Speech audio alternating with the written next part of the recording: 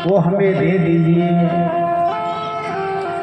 कौ सुधा को कथार लोकै कौकाचक मनिर महान ब्रह्मरातो विचार्यैवा तदा देवान्यहासः।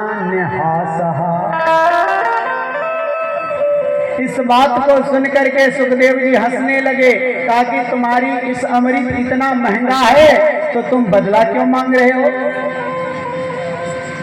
कहा कि तुम्हारा अमृत जो है वो कांच की समान है और भागवत रूपी कथा जो है ये सोने हीरे मोती मूंगा के समान है, इसलिए हम बदला नहीं कर सकते हैं। डांट करके सुखदेव जी ने भगा दिया। कहा कि कथा सुनना है तो सुन लो, लेकिन बदले में नहीं। अब सभी देवी देवता भाग करके कहाँ गए? ब्रह्मा जी के पास गए। सभी देवी देवता ब्रह्मा पास गए। अब ब्रह्मा जी के जाकर के चरणों में प्रणाम किया। अब प्रणाम करके कहा कि महाराज ये तो गजब हो गया। कहा कि क्या हुआ? कहा कि हम देवता हरि कथा से वांछित और मृत्यु लोक में रहने वाले एक साधारण सी राजा परीक्षित को भागवत कथा मिला। ब्रह्मा जी कहे कि इस भागवत कथा से होता क्या है? 7 दिन कथा सुनने के बाद कोई फल मिले तो देखा जाएगा। अब सभी देवता ब्रह्मलोक में बैठे हुए टक लगा करके ध्यान लगा करके देख रहे हैं। अरे भाई 7 दिन कथा सुनने के बाद क्या होगा? 7 दिन कथा सुनने के बाद क्या होता है? 7 दिन तक जब राजा परीक्षित ने कथा श्रवण कराए और किए तो विमान आ गया। अभी जब हम सब कथा श्रवण करते हैं तो 7 दिन के बाद विमान आता है। उस समय विमान आया था तो आज भी विमान आना चाहिए।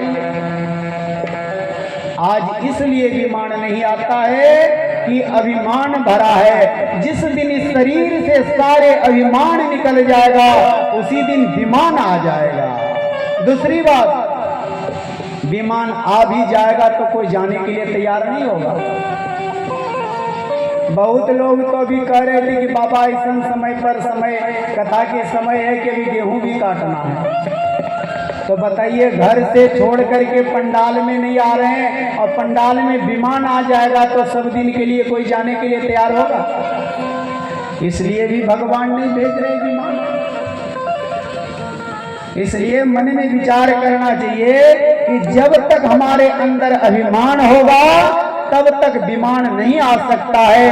और जिस दिन इस शरीर से काम क्रोध मद लोभ ईर्ष्या निकल जाएगा, अभिमान निकल जाएगा, उसी दिन विमान प्रकट हो जाएगा। बोल वृंदावन बिहारी लाल की जय। 7 दिन तक राजा परीक्षित ने कथा श्रवण किया। 7वां दिन विमान गड़गड़ाने लगा। सभी देवी देवता ने कहा कि महाराज देख रहे हैं? कहा कि क्या? कि राजा परीक्षित ने जो भागवत कथा श्रवण किया उसका फल स्वरूप आज विमान आ गया। कहा कि विमान आ गया? कहा कि हाँ।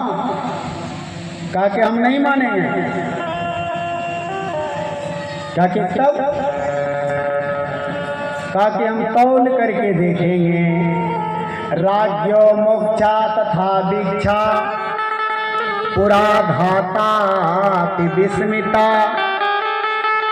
विधाता, जो विधाता कौन है? ब्रह्मा जी। संसार की रचने वाले कौन है? ब्रह्मा जी। परम पिता कौन है? ब्रह्मा जी। और सृष्टि के रचने वाला जो विधाता ब्रह्मा जी हैं, ब्रह्मा जी भी विस्मित हो गए। ये क्या हो गया चमत्कार? पुरा धाता की विस्मित, विश्वास नहीं हुआ। कहा कि तब? कि सत्य की तराजू पर तौल के देखेंगे, सत्य लोके तुलाम बाधवा, तुरंत उसने तौल करके देखा, तौला तो क्या देखा, लघु नान्यानि जातानि, लघु नान्यानि जातानि गौरवे न इदम महत्, तदारीसी गणा सर्वे विस्मयः परमं ययो। तराजू के दो पल्ले पर, एक पल्ले पर भागवत महापुराण की ग्रंथ को रख दिए और एक पल्ला पर अनेक ग्रंथ रखते हुए चल गए।